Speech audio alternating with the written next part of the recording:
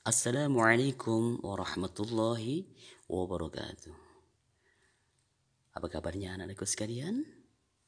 Semoga kalian semuanya senantiasa dalam keadaan sehat dan tetap semangat dalam belajar. Alhamdulillah, kita hari ini bertemu lagi pada pelajaran SKI Sejarah Kebudayaan Islam. Silahkan disimak dengan baik materi hari ini. Materi yang pertama, pertemuan pertama pelajaran SKI di kelas kalian di kelas 4. Nah, pada bab 1 kita akan mempelajari tentang ketabahan Nabi Muhammad SAW dan para sahabat dalam berdakwah.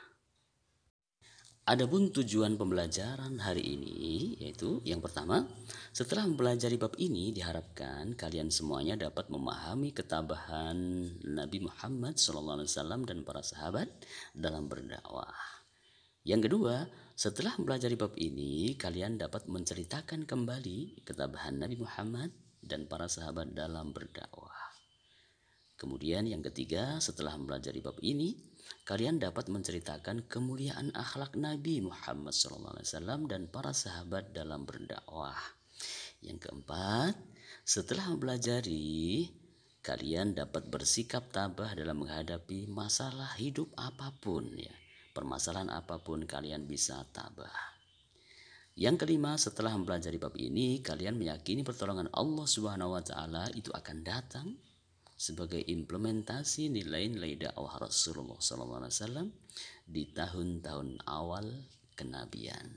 Di tahun-tahun awal beliau diutus sebagai nabi dan rasul. Adapun peta konsep materi hari ini adalah ketabahan Nabi Muhammad SAW dan para sahabat dalam berdakwah. Itu yang pertama, pada masa awal dakwah Nabi SAW itu ada dakwah secara sembunyi-sembunyi dan secara terang-terangan. Kemudian ketabahan Nabi Muhammad SAW dalam berdakwah itu ada beberapa ancaman, yakni ada dari pamannya Nabi, penguasa Mekah, siksaan kafir Quraisy dan pemboikotan. Ketabahan para sahabat Nabi Muhammad SAW dalam berdakwah yaitu ketabahan Khadijah, Abu Bakar, Sumayyah, Arqam bin Abil Arqam dan Bilal bin Rabah. Masa awal dakwah Nabi Muhammad SAW dan para sahabat ya. Nah, Islam ini merupakan agama Allah Subhanahu wa taala yang diperuntukkan umat Islam ya, yang diperuntukkan untuk umat manusia agar dapat mengarungi kehidupan dengan sebaik-baiknya. Nah, Islam merupakan agama yang benar dan sempurna. Namun, tidak semua umat manusia mau menerima ajaran agama Islam. Nah, ketika menyepi atau berkhalwat di Gua Hira, Nabi Muhammad SAW ini menerima wahyu yang pertama kali dari Allah Subhanahu wa taala melalui malaikat Jibril. Nah, pada saat itu Nabi Muhammad SAW berusia 40 tahun. Kemudian beliau menceritakan kejadian tersebut kepada istrinya Khadijah. Setelah mendengar cerita tersebut, istrinya mengajak Rasulullah SAW untuk bertemu Waraqah bin Naufal, yakni sepupu Khadijah. Ia adalah seorang pemeluk Nasrani taat yang rajin mempelajari Injil dalam bahasa Ibrani. Dalam pertemuan tersebut, Waraqah bin Naufal menyampaikan bahwa Nabi Muhammad SAW adalah nabi terakhir yang diutus oleh Allah Subhanahu wa taala. Kemudian Nabi Muhammad memulai dakwahnya setelah turun wahyu kedua yaitu surah Al-Mudaththir ayat 1-7. Nah, dalam surah ini Allah Subhanahu wa taala memerintahkan untuk berdakwah kepada umatnya. Kemudian metode dakwah Nabi Muhammad SAW dilakukan secara sembunyi-sembunyi dan terang-terangan. Marilah kita simak untuk penjelasan selanjutnya.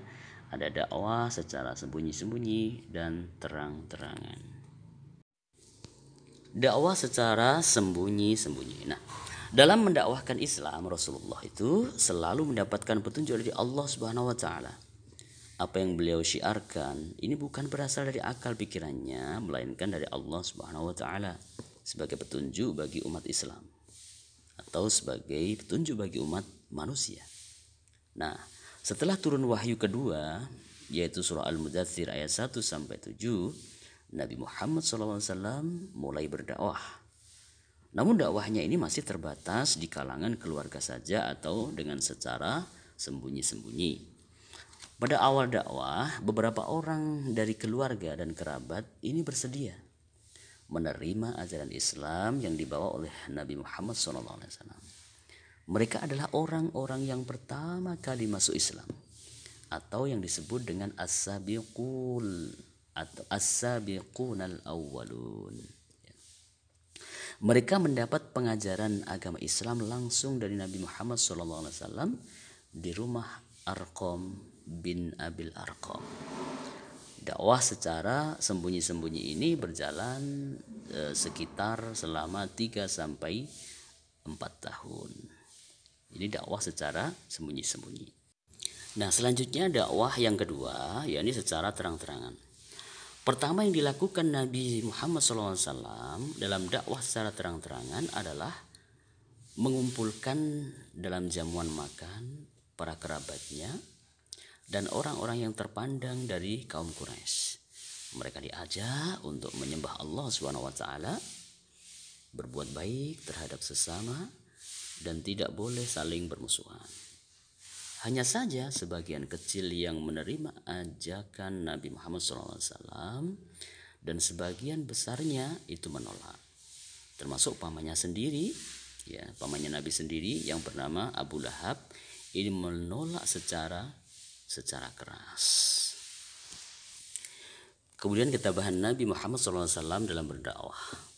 Yang pertama, ketabahan atas ancaman paman Nabi Muhammad SAW.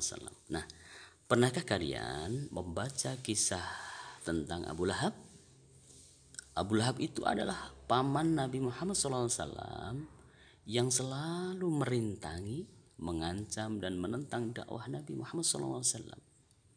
Di dalam surah Al-Lahab disebutkan, ya, Bismillahirrahmanirrahim.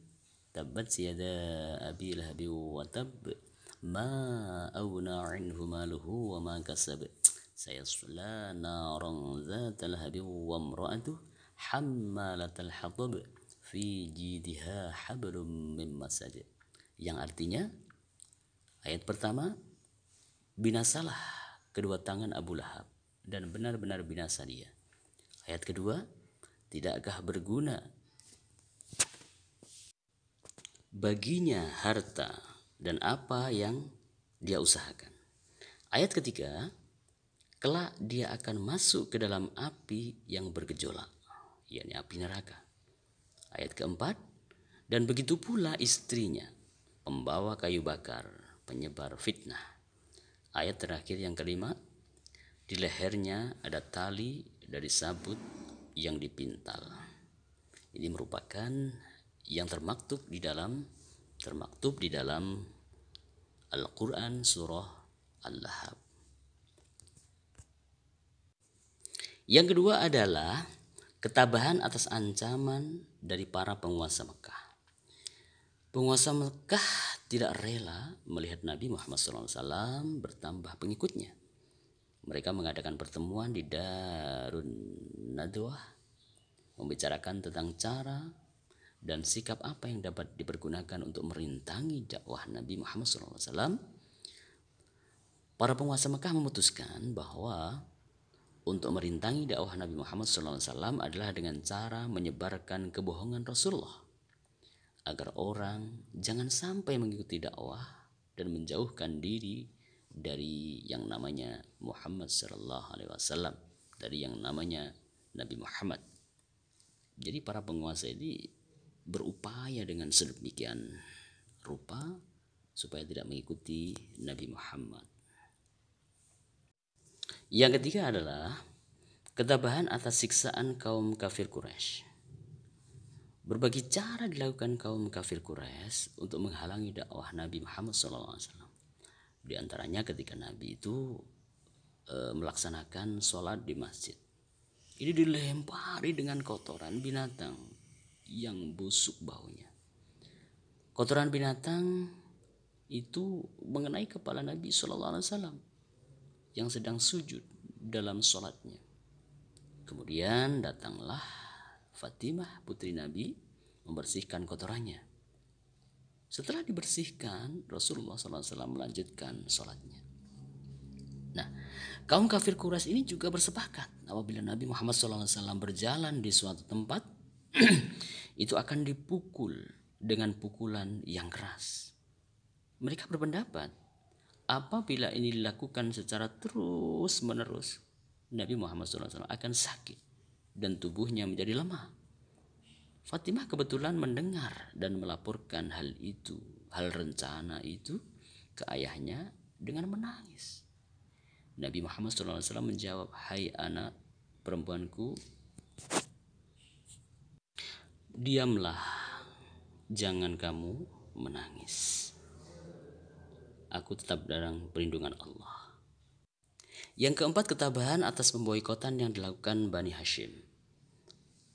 Tahukah kamu apa yang dimaksud dengan pemboikotan? Nah, pemboikotan ini sama artinya dengan pengucilan umat Islam ya. Kaum kafir Quraisy melakukan pemboikotan terhadap Bani Hashim karena menganggap bahwa Bani Hashim ini selama ini membela dan melindungi Nabi Muhammad SAW. Dengan diboikotnya Bani Hashim, Nabi dan umat Islam pada waktu itu menderita kelaparan, kemiskinan, dan tidak bisa berhubungan dengan dunia luar. Akibatnya agama pun tidak bisa berkembang. Agama pun tetap berhenti di situ. Ya. Kemudian apa isi pemboikotan itu? Ya, isinya adalah yang pertama, tidak boleh melakukan jual beli dengan Bani Hashim, Bani Abdul Muthalib, dan umat Islam. Yang kedua, dilarang mengadakan perdamaian dengan keluarga Bani Hashim, Bani Abdul Muthalib, dan umat Islam kecuali jika Muhammad menyerahkan diri. Yang ketiga, tidak boleh mengadakan pernikahan dengan keluarga Bani Hashim, Bani Abdul Muthalib, dan umat Islam. Keempat, dilarang berbicara dan menjenguk orang sakit dari keluarga Bani Hashim, Bani Abdul Muthalib, dan umat Islam. Yang terakhir, tempat tinggal umat Islam diasingkan di bagian utara kota Mekah dan dijaga ketat oleh kaum Quraisy sehingga tidak dapat berhubungan dengan masyarakat Mekah. Itu adalah isi dari pemboikotan. Nah, anak-anakku sekalian, demikian dulu untuk pertama kali ini, pertemuan awal, yakni masih dalam ketabahan Nabi Muhammad SAW. Insya Allah untuk ketabahan para sahabat kita bahas yang selanjutnya. Sekian dan terima kasih. Wassalamualaikum warahmatullahi wabarakatuh.